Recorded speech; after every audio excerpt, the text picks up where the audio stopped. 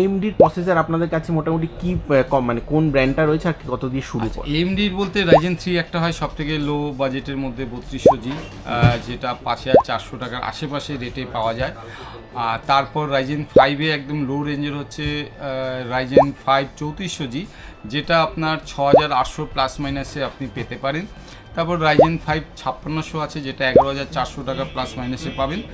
তারপরে একটা আছে যেটা নাকি 8500G 8000 সিরিজ, ওটা DDR5 সাপোর্টেড একটা প্রসেসর, 650 মাদারবোর্ড সঙ্গে এটা চলে। তো সেইগুলো মোটামুটি 11800 12400-র মধ্যে ওঠানামা করে দাম। আচ্ছা,